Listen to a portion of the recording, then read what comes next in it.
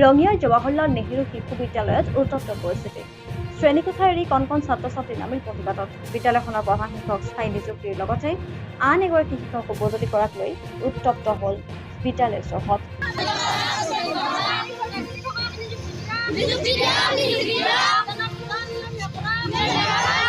ঘটনা অনুসৰি ৰঙিয়াৰ তিনিআলিস্থিত এখন বিদ্যালয়ৰ প্ৰধান শিক্ষক সৰ্বেশ্বৰ লহকৰক জৱাহৰলাল নেহৰু শিশু বিদ্যালয়ৰ প্ৰধান শিক্ষয়িত্ৰীগৰাকীৰ অৱসৰৰ পিছতেই উক্ত বিদ্যালয়খনৰ দায়িত্ব দিছিল।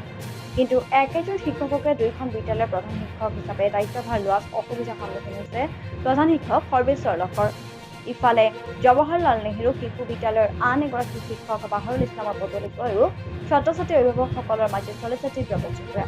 ছাত্ৰ-ছাত্ৰী অভিভাৱকসকলে মধ্যাহ্ন ভোজনকে ধৰি বহুকেইটা বিষয়ত উত্থাপন কৰিছে গুৰুতৰ অভিযোগ। এই সমগ্ৰ ঘটনাটো পৰিকল্পনা কৰাৰ আঁৰত সোমাই আছে নেকি কিবা ৰহস্য? পাঠদান এৰি কাৰ উচতনিত প্ৰতিবাদত নামিল কণ কণ ছাত্ৰ-ছাত্ৰীসকল।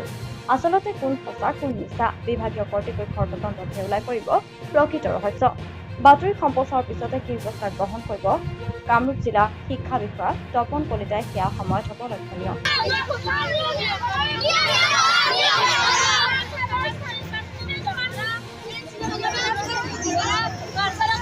কৰাৰ কাৰণ হ'ল আমাৰ যে প্ৰথম যে শিক্ষক একজন আহিছে তেখেতৰ মানে ব্যৱহাৰটো আমি ভাল পোৱা নাই। তেখেতৰ ব্যৱহাৰটো আমি বহুত বেয়া পাইছো। তেখেতে কি কৰিছে যোৱাকালি মধ্যাহ্ন ভোজনত তেখেতে চকলেট দিছে। আচলতে কি চকলেট দিয়ে নেকি ক'ৰবাত টিফিনত? কোন স্কুলত আছে চকলেট দিয়া? এহেঁতৰ টিফিনত চকলেট দিয়া কোন স্কুলত আছে? আৰু আমাৰ যে বৰ্তমান যে ছাৰ আছিল আগৰ পৰা আজি মোটামুটি 25-26 বছৰ সেইটো ছাত্ৰ আছে, তেখেতক ট্ৰান্সফাৰ কৰাৰ কাৰণে তেখেতে একদম উঠি পৰি লাগিছে। কাজেই আমি এটাই কথা বিচাৰো, আমাক যে হেডমাষ্টাৰৰ চাবি আছে, আমাৰ স্কুলৰ চাবিখন যে আমাক যাতে গতাই দিয়ে। আমি এটাই কথা বিচাৰো যে আমাৰ পুৰণা ছাৰক যাতে হেড কৰি দিয়ে। সময়ত স্কুলটো নখলে আজিকালি।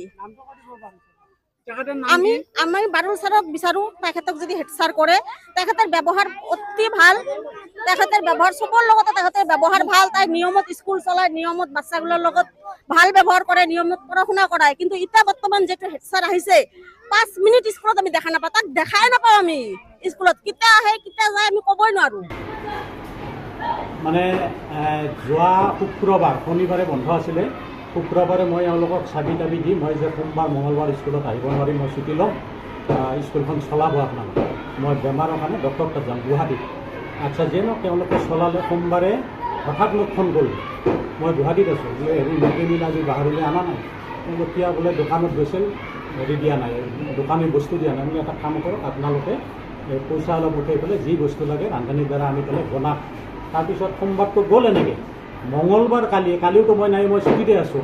মঙলবাৰে কি কৰিলে, আমাৰ বিশেষকৈ মই টাউনৰ কথা কৈছোঁ, টাউনত আমাৰ এখন স্কুলতো ল'ৰা ছোৱালী, মোৰ সেইখন স্কুলত মাত্ৰ 2জন আহিছে, মুৰাৰাত মাত্ৰ 2জন আহিছে, গতিকে স্কুল নাই। ইয়াতে 20জন আহিছে। মই শুনামতে 20জন থাকিলে ছুটিটো দিলে 10:30 তেওঁলোকে কৈছে পূজাৰ কাৰণে আমি ক'তো হোৱা নাই টাউনত, গতিকে হেৰি এই নিজাকৈ চকলেট আনি দিছে, মিড-ডে মিলৰ পৰাও দিয়া নাই, নিজাকৈ চকলেট আনি পেলাই। ইয়াৰ যিটো